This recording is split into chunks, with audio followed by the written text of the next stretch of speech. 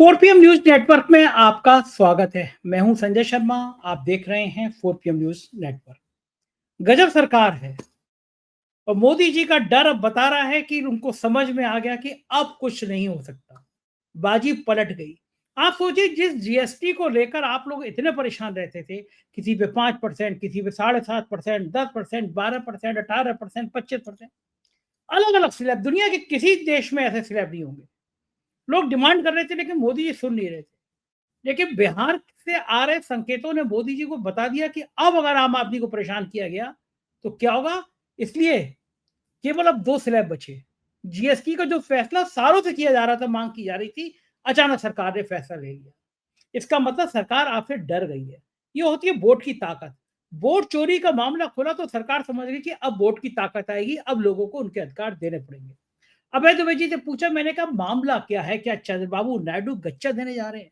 क्यों चर्चा इस बात की हो रही है कि चंद्रबाबू नायडू को इंडिया गठबंधन प्रधानमंत्री पद का उम्मीदवार भी बना सकता है? अभय दुबे जी ने कहा कि वो अमित शाह की जगह रह सकते हैं, देश के गृह मंत्री का पद भी मांग सकते हैं। तो इसका मतलब कि दिल्ली की सियासत में बहुत बड़ा खेल होने वाला है। दिल थाम के सुनिए अभय दुबे की आज की बातचीत, बहुत सारे खुलासे हैं। चैनल को सब्सक्राइब करिए, ज्वाइन करिए। चलते हैं अभय दुबे जी की। 4 PM न्यूज नेटवर्क में बहुत बहुत स्वागत है अभय दुबे जी आपका। कभी कभी एक घटना जब घट रही होती है तो छोटी लगती है, लेकिन फिर बाद में उसके परिणाम इतने बड़े नजर आने लगते हैं जिसकी किसी ने कल्पना नहीं करी। धनखड़ साहब चले गए उपराष्ट्रपति के पद से। लोगों को लगा खामोश हो गए, डरा दिया गया, धमका दिया गया, तरह तरह की कहानियां चलने लगी। कोई बेटी दामाद से जोड़ने लगा, कोई और डर से जोड़ने लगा। लेकिन उपराष्ट्रपति पद का चुनाव एनडीए को इतना भारी पड़ जाएगा, मोदी को इतना भारी पड़ जाएगा, ये कल्पना शायद भारतीय जनता पार्टी ने भी नहीं की थी। अब बात आ रही है कि एक-एक सांसद की जांच कराई जा रही है, विजिलेंस की कराई जा रही है, फ़ोन टेप कराया जा रहा है, ऐसी चर्चाएँ। मैं पुष्टि नहीं कर रहा, लेकिन सोशल मीडिया पे हवा में खबर तैर रही है। एक-एक सांसद पे निगाह रखी जा रही है क्योंकि खबर ये है कि राहुल गांधी ने कुछ एनडीए के सांसदों से बात की है और अंतरात्मा की आवाज़ है कि सांसद अपनी मर्ज़ी से वोट कर सकते हैं। और ये भी बहुत चर्चा है कि चंद्रबाबू नायडू का मन अब लग नहीं रहा एनडीए में, क्योंकि जिस तरह से 30 दिन में जेल में आने पे मुख्यमंत्री पद से हटाने का प्रावधान है, जिस हिसाब से एसआईआर कराई जा रही है, तो ये समझ में आ गया चंद्रबाबू नायडू को कि जो बीजेपी का पार्टनर था, बीजेपी ने उसे तबाह कर दिया। चाहे वो शिवसेना रही हो, बादल ने हो, कोई भी रहा हो। चंद्रबाबू नायडू क्या खेल कर सकते हैं? पहला सवाल। अपने बेटे को मुख्यमंत्री बना के देश की राजनीति में खेल कर सकते हैं? दूसरा सवाल कि क्या वाकई उपराष्ट्रपति का चुनाव भी फंस सकता है? क्योंकि कॉन्स्टिट्यूशन क्लब के चुनाव में जिस तरह अमित शाह खुल के खड़े हुए थे निशिकांत दुबे और बालियान के साथ, इशारा था, तब भी वो चुनाव हारे हैं। वहां पे चुनाव हारे, इसका मतलब कि एनडीए के सांसद खुश नहीं हैं। मोदी की रिटायरमेंट की उम्र जिसकी चर्चा है 75 साल, वो भी आ रही है सितंबर में। इन पूरे घटनाक्रम पे आपको क्या लगता है कि क्या दिल्ली की सरकार भी खतरे में आ सकती है? क्योंकि शेर जब बूढ़ा होता है तो सब उसे पत्थर मारने लगते हैं। संजय जी, गठजोड़ सरकार हमेशा ही अस्थिर होती है। जिस वक्त ये सरकार बनी थी उस वक्त भी मैंने कहा था कि गठजोड़ सरकार भले ही इधर उधर से समर्थन जुगाड़ करके संख्या दिखा दे और विश्वास मत प्राप्त कर ले, लेकिन उसके अस्थिर होने का अंदेशा हमेशा बना रहता है। और इस वक्त मोदी सरकार काफी अस्थिर है, मैं ये मानता हूं। उसकी वजह उसकी उसकी जड़ में जो ट्रिगर पॉइंट है, वो ट्रिगर पॉइंट है धनखड़ का इस्तीफा। देखिए, धनखड़ इस्तीफा दे देंगे, ये पहले से किसी को भी जरा भी अंदाजा नहीं था, या उनके और भाजपा के बीच में कोई किसी किस्म की रार चल रही है, किसी किस्म का टकराव चल रहा है, इसका किसी को कोई अंदाजा नहीं था। अंबानी घराने से भाजपा के मोदी जी के अंदर कोई झगड़ा चल रहा है, इसका किसी को अंदाजा नहीं था। ओआरएफ में जयशंकर के बेटे से सरकार का झगड़ा चल रहा है, मोदी जी नाराज हैं, ये किसी को अंदाजा नहीं था। नितिन गडकरी के बेटे का मसला चल रहा है कि उसने एथेनॉल बेच के अरबों रुपए कमा लिए, ये किसी को अंदाजा नहीं था। ये कोई अनायासी नहीं है कि इतनी सारी बातें केवल 2 या 3 महीने में निकल कर सामने आ गई। आप देखिए, धनखड़ के इस्तीफे के बाद से कितने विवाद, कितने प्रवाद और कितनी समस्याएं इस सरकार के लिए एक के बाद एक पैदा होती चली गई। इसीलिए मैं कहता हूं धनखड़ का इस्तीफा इस सरकार की अस्थिरता का ट्रिगर पॉइंट है। गठजोड़ सरकार हमेशा से अस्थिर होती है, लेकिन जब धनखड़ ने इस्तीफा दिया, उससे पहला संदेश ये मिला कि सरकार कमजोर है, मोदी जी के नियंत्रण में सब चीजें नहीं है। और धनखड़ जी जरूर ऐसा कोई काम कर रहे थे जो कि मोदी जी को सख्त नापसंद था। इतना नापसंद था कि उन्होंने धनखड़ को उन्होंने हटा ही दिया। और जब उन्होंने धनखड़ को हटा दिया, उसके बाद में राष्ट्रीय स्वयंसेवक संघ ने उनसे कह दिया कि अब आप जो भी आदमी रखेंगे तो हमसे पूछ के रखेंगे। तो सीपी चंद्रशेखर को लाया गया, वो राष्ट्रीय स्वयंसेवक संघ के उम्मीदवार है, राष्ट्रीय स्वयंसेवक संघ के कहने पर लाया गया। और सरसंघ चालक ने सरेआम कह दिया अपनी प्रेस कॉन्फ्रेंस, जिसको वो जिज्ञासा समाधान कहते हैं। दिलचस्प बात यह है कि सरसंघ चालक की जब प्रेस कॉन्फ्रेंस चल रही थी तो वो प्रेस कॉन्फ्रेंस नहीं थी, बल्कि वो एक जिज्ञासा समाधान थी। तो जिज्ञासा समाधान करते हुए उन्होंने ये साफ कह दिया कि अगर हमारी चलती होती तो अभी तक हमने भाजपा का अध्यक्ष नियुक्त कर दिया होता। इसका मतलब यह है कि मोदी जी की नहीं चल रही है, इसीलिए भाजपा का अध्यक्ष नहीं नियुक्त हो रहा है। और मोदी जी सहमति भी नहीं दे रहे हैं संघ के अध्यक्ष में, क्योंकि अध्यक्ष नियुक्त होगा तो केवल संघ का ही नियुक्त होगा, वरना किसी का नहीं होगा। उपराष्ट्रपति भी संघ का, भाजपा का अध्यक्ष भी संघ का। तो ये एक ऐसी स्थिति है जिससे लगता है कि राष्ट्रीय स्वयंसेवक संघ सत्ता को चलाने की जो जितनी भी बागडोरें हैं, उन बागडोरों को एक एक करके अपने हाथ में लेता जा रहा है। मोदी जी के पास दरअसल कुछ खास बचा नहीं है जिसके जरिए वो प्रधानमंत्री पद पे काबिज होने का आनंद प्राप्त कर सकें। वो प्रधानमंत्री पद पे तकनीकी रूप से काबिज हैं, क्योंकि राष्ट्रीय स्वयंसेवक संघ के पास उनका प्रतिस्थापन नहीं है, उनका विकल्प नहीं है।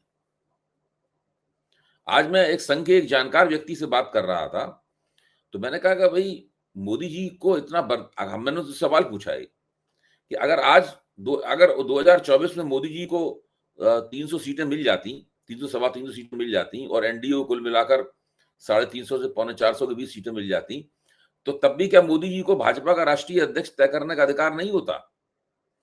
तो बोले हाँ, तब बिल्कुल होता। नहीं, क्यों? कि तब वो दुधारू गाय होते, तो उनकी एक लात भी बर्दाश्त की जा सकती है। तो मैंने कहा तो जिस किसान की गाय दुधारू नहीं रहती, उसको कसाई को बेच देता है। इसके अलावा यही जो पशुधन है, उसकी अर्थव्यवस्था यही है गांव में। जब तक गाय दुधारू होती है, बछड़े देती रहती है, तब तक वो रहती है, उससे लाड़ प्यार किया जाता है, उसको खिलाया पिलाया जाता है। और जब वो दुधारू नहीं रहती है तो कुछ दिनों बाद में एक आध अपवाद को छोड़ के बाकी सारी गायें जो हैं वो बूचड़ खाने के लिए बेच दी जाती हैं। तो हमने कहा ये जो गाय है जो 2024 से पहले ज्यादा दूध दे रही थी, अब जाहिर है कि 2024 के बाद ये कम दूध दे रही है और उसके दूध का उत्पादन निरंतर कम होता जा रहा है। तो इस गाय को कसाई को बेचे जाने का नंबर कब आएगा? यही सवाल मैंने पूछा। तो बोले नहीं, अभी तो गाय दूध दे रही है, अभी वो बात नहीं आई, वो नौबत नहीं आई है उसकी। लेकिन ये नौबत जरूर आ गई है कि अब इस गाय को बढ़िया चारा नहीं खिलाया जाएगा। सत्ता का जो उपभोग कर रहे थे वो निर्द्वंद होकर पिछले 10 साल से, वो अब नहीं कर पाएंगे, उसके लक्षण साफ दिखाई देने लगे हैं। और ये बात केवल हम और आप इतने होशियार नहीं है, हम और आप देख पा रहे हैं। चंद्रबाबू नायडू हम लोगों से ज्यादा होशियार है, नीतीश कुमार भी हम लोगों से ज्यादा होशियार है। वो तो बिहार में चुनाव चल रहा है और उन लोगों को मिलकर चुनाव लड़ना है, इसलिए नीतीश कुमार कुछ दांव पेच नहीं कर रहे हैं। लेकिन आंध्र प्रदेश में चुनाव तो अभी बहुत दूर है। आंध्र प्रदेश में चुनाव तो लोकसभा के साथ हुआ था। जितना लोकसभा चुनाव में देर है उतनी आंध्र प्रदेश के चुनाव में देर है। तो वहां पर चंद्रबाबू नायडू को बहुत सारा समय अपने गुजारना है और पूरी उन्हें प्लानिंग करनी है। और उनके बेटे नारा लोकेश बहुत ही महत्वाकांक्षी हैं, सब लोग जानते हैं इस बात को कि वो भी अपने आप को आंध्र प्रदेश के मुख्यमंत्री के तौर पर देखते हैं। और चंद्रबाबू नायडू को इस बात का भी एहसास है कि मोदी जी की कमजोर नस उनके हाथ में है। और इस वक्त चूंकि उपराष्ट्रपति का चुनाव सिर पर है, तो चंद्रबाबू नायडू निश्चित रूप से एक सौदेबाजी कर सकते हैं। और वो सौदेबाजी कुछ इस तरह की होगी कि वो केंद्र में अपने लिए एक बहुत ही कोई आरामदेह, प्रभावशाली और फायदेमंद जगह की मांग करेंगे और उसके बदले में कहेंगे कि आपको हमारे सारे वोट प्राप्त होंगे सीपी चंद्रशेखर को। और आंध्र प्रदेश में उनका बेटा राज करेगा और केंद्र में सत्ता की एक मजबूत बागडोर वो अपने हाथ में संभालेंगे। वो वित्त मंत्री का पद भी मांग सकते हैं, वो गृह मंत्री का पद भी मांग सकते हैं, वो रक्षा मंत्री का पद भी, जो मेरे ख्याल से अगर चंद्रबाबू नायडू जाएंगे केंद्र में, तो जो शीर्ष के 5 मंत्री होते हैं, उन्हीं में से कोई एक मंत्री पद वो प्राप्त करना चाहेंगे। अच्छा, मोदी जी को अगर अपना उपराष्ट्रपति जिताना है, और अगर सोचिए मोदी जी अगर संघ की पसंद के उपराष्ट्रपति को नहीं जिता पाए और खुदा न खास्ता कहीं वो हार गया, तो राष्ट्रीय स्वयंसेवक संघ यही मानेगा कि इन्होंने हरवा दिया, क्योंकि इनके मन का प्रत्याशी नहीं था, हमारे मन का प्रत्याशी था। उसके बाद में उनके और राष्ट्रीय स्वयंसेवक संघ के बीच में बिल्कुल 100% ठन जाएगी। संघ उनके खिलाफ कोई वक्तव्य तो नहीं देगा, लेकिन उनकी वो जड़ें काटना शुरू कर देगा, उनकी छटाई नीचे से शुरू हो जाएगी, ऊपर वो जमीन पे चलते रहेंगे और नीचे से उनकी जमीन खोखली होती चली जाएगी। ये संघ ने बहुत लोगों के साथ किया है। तो परिस्थिति कुल मिला के ऐसी है कि मोदी जी को नहीं पता है कि उनके पास कितने दिन बचे हैं। मोदी जी जब चीन गए थे, आप सोचिए, चीन गए थे तब उन्हें पता था कि हमारे पास 3.25 साल बचे हैं, जो एंटी इनकम्बेंसी है, हम लौट के आएंगे तो 3.25 साल समय का सदुपयोग करके किसी तरीके से हम एंटी इनकम्बेंसी को पलट सकते हैं। जब चीन से लौट के आए हैं तो तमाम विशेषज्ञ कह रहे हैं कि भारत की जो प्रतिष्ठा है और भारत की जो राष्ट्रीय अखंडता है, ये चीन के पास ये गिरवी रखाए है। इस बात के ऊपर जब जोर दिया जाएगा और इस बात का जब प्रचार किया जाएगा, तो राष्ट्रवाद का मसला जो हमेशा भाजपा के हाथ में रहता था, वो धीरे धीरे फिसलता हुआ राहुल गांधी के हाथ में चला जाएगा, अखिलेश के हाथ में चला जाएगा, तेजस्वी के हाथ में चला जाएगा। देखिए, ये बात बहुत समझने की है। ऑपरेशन सिंदूर को जिस तरह 22 मिनट में मोदी ने बंद किया और संसद में राहुल गांधी ने उनके मुंह पे कहा, रक्षा मंत्री के मुंह पे कहा कि आपने इतने 1:05 पे आपने ऑपरेशन सिंदूर शुरू किया, 22 मिनट बाद आपने पाकिस्तान को फोन कर दिया कि हम ऑपरेशन सिंदूर बंद कर रहे हैं। इससे भी मोदी का जो राष्ट्रवाद है उसके ऊपर एक सवालिया निशान लगा, और चीन में ये जो करके आए हैं इससे भी उनके ऊपर सवालिया निशान लगेगा। इस देश में जो जो जो प्रधानमंत्री चीन और पाकिस्तान को टक्कर देता हुआ नहीं दिखेगा, जनता की निगाह में वो राष्ट्रवादी या देशभक्त नहीं हो सकता। और मोदी जी के लिए ये सबसे कमजोर नस है इस वक्त।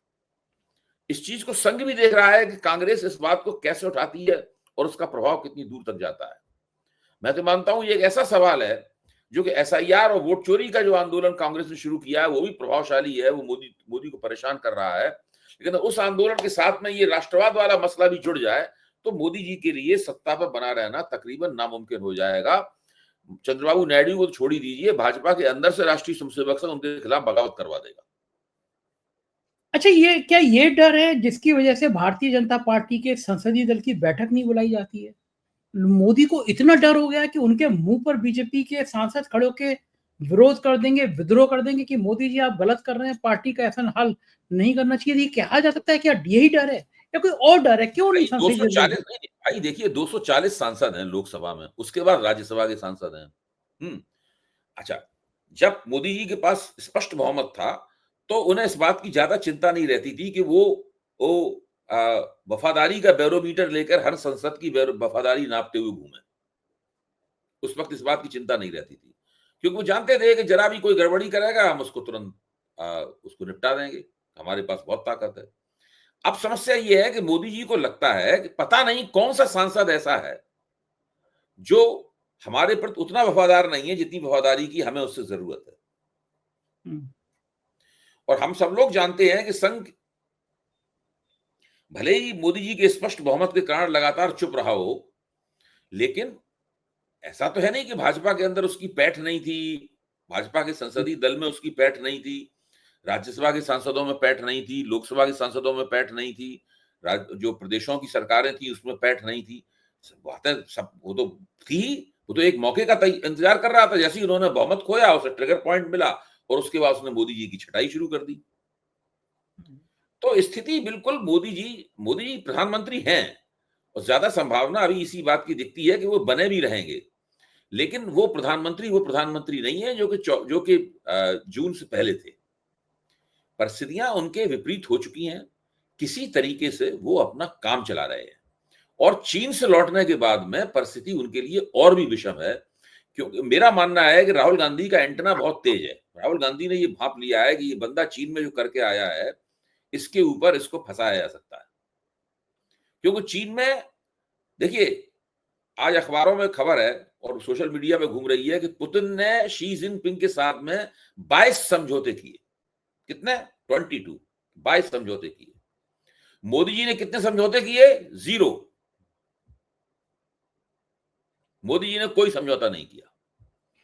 मोदी चाय जी भी ने नहीं चीन पिलाई? से ऐसा कोई लिखित आश्वासन भी नहीं प्राप्त कर पाया जो ये कह सके कि वो उन्होंने लद्दाख में होटन प्रीफेक्चर में जहां पर अपनी काउंटियां बनाई हैं उसके आगे चीन अपने कदम नहीं बढ़ाएगा। तो इस तरह की बात हुई कि सीमा पर शांति रहनी चाहिए। ये तो चीन हमेशा से कहता था कि सीमा पर शांति हर रहनी देश के, चाहिए। ये तो रूस और नहीं, और यूक्रेन भी कहते भाई हैं, ये तो रूस और चीन का तो यूक्रेन भी दावा कहते ये है कि अरुणाचल प्रदेश उसी का है। हैं। वो इस तरह की अरुणाचल प्रदेश में स्थानों की सूची निकालता है कि हमने इनके नाम बदल दिए हैं।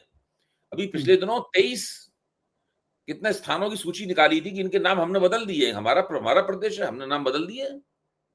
इससे पहले भी एक बार वो कुछ 18-19 स्थानों के नाम बदल चुका है अरुणाचल प्रदेश में। तो अरुणाचल प्रदेश पे तो एक ना एक दिन जनमुक्ति सेना है, पीएलए, पीपुल्स लिबरेशन आर्मी, वो तो अगर मोदी जी का यही रवैया रहा तो वहां बैठी होगी। ठीक बात है, विरोध तो देखिए, करना ही आज चाहिए। कल से लेके आज तक के आप अखबारों में देखिए, ब्रह्म चेलानी जैसे जो मशहूर प्रतिरक्षा विशेषज्ञ हैं और दूसरे प्रतिरक्षा विशेषज्ञों ने सबने ये प्रकाशित किया है कि मोदी जी जिस तरीके से चीन के साथ व्यापार संबंध सुधारने की बेचैनी में उन्होंने इतने ज्यादा कंसेशंस दे दिए हैं, इतनी जमीन, मतलब इतना स्पेस दे दिया है चीन को कि चीन उंगली पकड़ के पहुंचा पहले से ही पकड़ चुका है। यहां तक कि पहले चीन जो है कंसर्न कंट्रीज की सूची में होता था, यानी भारत जिन देशों के प्रति चिंतित रहता है उसकी सूची में रहता था। उसकी वजह से चीनी माल बेरोक-टोक भारत में नहीं आ सकता था। मोदी जी ने प्रधानमंत्री बनने के बाद बहुत जल्दी ही चीन को कंसर्न कंट्रीज की सूची से निकाल दिया और जैसे ही चीन को कंसर्न कंट्री से सूची से निकाला, वैसे ही चीन के माल के लिए देश के बाजार के दरवाजे खुल गए और भारतीय बाजार चीन के माल से पट गया। तभी से भारत और चीन के बीच में व्यापार संतुलन है वो भारत के विपरीत होना शुरू हुआ। तो ये सारी की सारी जिम्मेदारियां नरेंद्र मोदी की हैं। नरेंद्र मोदी ने अपनी तरफ से पहलकदमी लेकर, यानी जिस वक्त शी जिनपिंग को यहां झूला झुला रहे थे, चाय उस पिला वक्त, रहे। हाँ, चाय पिला रहे थे, उस वक्त चीनी सेना डोकलाम में अतिक्रमण कर रही थी और भारतीय फौजियों के साथ में उसकी हिंसक मुठभेड़ की जमीन तैयार हो रही थी और वो यहां से गए, हिंसक मुठभेड़ हुई, उसमें 20 भारतीय शहीद हो गए। देखिए, ये सब बातें, ये नहीं हो सकता है कि इन सब बातों को लगातार छिपाया जा सके।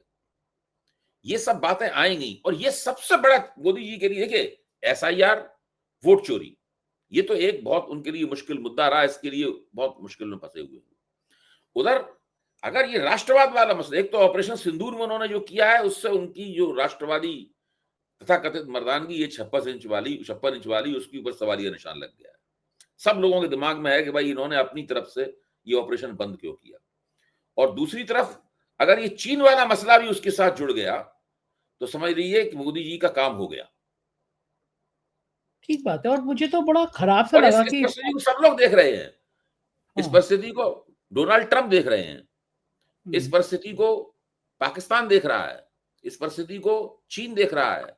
राहुल गांधी देख रहे हैं और मैं मानता हूं कि अडानी अंबानी भी देख रहे हैं इस परिस्थिति को। टाटा, बिरला और सुनील भारती भी इस परिस्थिति को देख रहे हैं, यानी कारपोरेट पूंजी भी इस परिस्थिति को देख रही है।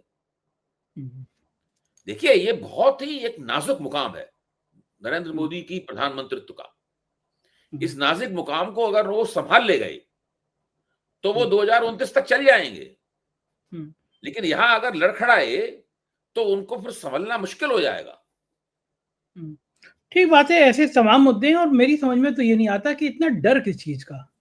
बाकी प्रधानमंत्री इतना डरते नहीं थे कभी। एक तो वो मोदी मीडिया कह रहा था, देखिए बॉडी लैंग्वेज, देखिए बॉडी लैंग्वेज पे मनन करना चाहिए। प्रधानमंत्री और चीन के राष्ट्रपति के बीच में कितनी बढ़िया बॉडी लैंग्वेज है। मैंने कहा कि देखा उनको किस चीज की बॉडी लैंग्वेज दिखा रहे थे वो। फिर मैंने पाकिस्तान में जब प्रधानमंत्री जी ने अपना जहाज उतरवा दिया था, मैंने वो बॉडी लैंग्वेज देखी, मैंने तुलना करी। मैं कहा वो तो नवाज शरीफ से भी ऐसी मिले जा रहे हैं। पाकिस्तान में जाके ऐसी चीन के आगे मिले जा रहे हैं। फिर सोशल मीडिया पे उनकी तस्वीरें वायरल हुई कि जो प्रधानमंत्री किसी देश का आता है, मोदी जी लगते हैं कि ये वैसे मिलते थे, वो भगवान मिल गया मतलब हमें। फिर उसके फोटो वायरल होते हैं, फिर उसके ट्वीट वायरल होते हैं, और हमें सम्मान कितना मिलता है वो पाकिस्तान के संग झड़प में दिख गया। पूरी दुनिया पाकिस्तान के साथ खड़ी हो गई, और हमारा विदेश नीति बाबा जी का टुल्लू।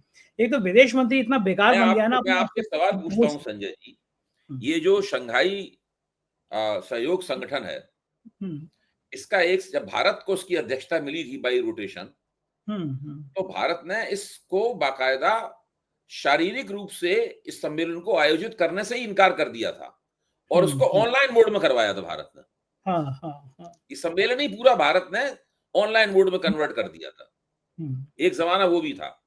हम्म, इसके बाद जब तजाकिस्तान में इसका अधिवेशन हुआ है, तो भारत ने उसमें, मोदी जी ने उसमें भाग लेने से इनकार कर दिया था, उसके अंदर हम्म, गए नहीं थे वहां। हम्म, इस बार चीन को ढोल मजीरे बनाकर ट्रंप को अपनी ताकत दिखानी थी। हम्म, इसके लिए हाँ, जरूरी था कि बड़े और छोटे हर तरह के देश इसके सम्मेलन में भाग लें। इसलिए शी जिनपिंग ने अपना जाल फेंका और मोदी जी उसमें फंस गए। हाँ, चर्चा भी। क्योंकि और भारत। ये ट्रंप के टैरिफ मिसाइलों के जो घाव थे, उन घावों को सहला रहे थे उस वक्त मोदी जी। हम्म, इसलिए उस जाल में फंस गए और वहां चले गए। गोदी मीडिया तो आदेश पे काम करता है, उसको तो पता ही नहीं है देश का हित वगैरह, उसके देश का हित कैसा है, आगे विदेश नीति के परिणाम क्या होंगे, इन सबसे गोदी मीडिया को कोई मतलब नहीं है। अगर अभी प्रधानमंत्री दफ्तर से आदेश आए तो कि ये शी जिनपिंग की निंदा करो, तो वो निंदा करने लगेंगे गोदी मीडिया वाले। कोई दिमाग तो ना लगाते हैं अपना। वो ये जो अच्छा कहोगे वो करने लगेंगे, उसमें कोई बात नहीं। जिधर हरीश जोशी का मैसेज आ गया और भाई साहब शुरू, हाँ, जो हुक्म मेरे आका। वो शुरू हो जाएगा। हम्म, इसलिए उनकी बात तो छोड़ दो। तो अच्छा, ये ये प्रधानमंत्री जी कुछ दिन पहले, अभी अभी कुछ दिन पहले कह रहे थे छोटी छोटी आंखों वाले गणेश जी, लंबे समय तक कि चीन की झालों का बहिष्कार करो, चीन ऐसा है। प्रधानमंत्री जी को शर्म नहीं आएगी? लोग कहेंगे कि पाकिस्तान के संग खड़े होकर गोली चला रहा था, मिसाइल चला रहा देखिए, था। नरेंद्र मोदी अपनी 15 मिनट पहले वाली बात भूल जाते हैं। आप तो मतलब आप देखिए, नरेंद्र मोदी तय करते हैं कि उनकी याददाश्त कब कितनी क्या काम करेगी। वो सारी बातें भूल जाते हैं। नरेंद्र मोदी ये भी भूल आजकल तो हालत ये है, नरेंद्र मोदी ये भी भूल जाते हैं कि कब उन्होंने कौन सा वो किया था, कौन सा फिक्रा बोला था, तब उसका राजनीतिक नतीजा क्या निकला था। नरेंद्र मोदी भूल गए हैं कि कर्नाटक में उन्होंने अपने आप को जो गालियां मिली हैं उनकी सूची पेश की थी और अपनी प्रतिष्ठा को पूरे चुनाव का मुद्दा बनाया था। भारतीय जनता पार्टी उसके नतीजे के तौर पर चुनाव हार गई थी। अब वो बिहार में वही काम कर रहे हैं। वो भूल गए कर्नाटक में वो इस काम का नुकसान उठा चुके हैं। अब बिहार में बारी है उस नुकसान को उठाने की। हाँ, बताइए देखिए, माता जी के नाम। बिहार चुनाव भी एक ऐसी घटना है। अगर बिहार में भारतीय जनता पार्टी और ये नीतीश और बीजेपी की जोड़ी हार गई वहां चुनाव, हम्म, तो आप समझ लीजिए कि उसमें मोदी जी के लिए इतनी बड़ी उसमें से उस हार में से अस्थिरता निकलेगी, इसकी कोई सीमा नहीं है। ये बात तो ठीक है कि अगर ये हार गई तो ज्यादा ही बड़ा कबाड़ा हो जाएगा बीजेपी का। बिल्कुल कबाड़ा हो लेकिन जाएगा। देखिए, इनकी समझ में नहीं। देखिए, अभी भी आप सोचिए, जब सासाराम से 17 अगस्त को वोटर अधिकार यात्रा शुरू हुई, तो 12-13 दिन तक बेरोक-टोक चलती रही। भाजपा उसकी आलोचना भी नहीं कर पाई ठीक से। कुछ समझ ही गाली-गलौज नहीं आ करने रहा। के अलावा भाजपा ने कुछ नहीं किया, क्योंकि इनके पास कोई नीति नहीं थी, कुछ नहीं था। अच्छा, अब आप देखिए, किसी कांग्रेस के प्रवक्ता ने या किसी कांग्रेस के नेता ने, बड़े ही नेता ने, शायद पवन खेड़ा ने या प्रियंका गांधी ने ये सब बात कही है कि विदेश में जाके, या मल्लिकार्जुन खड़गे ने, विदेश में जाके तो ठहाके लगाते हैं और वहां से आके तुरंत रोने लगे।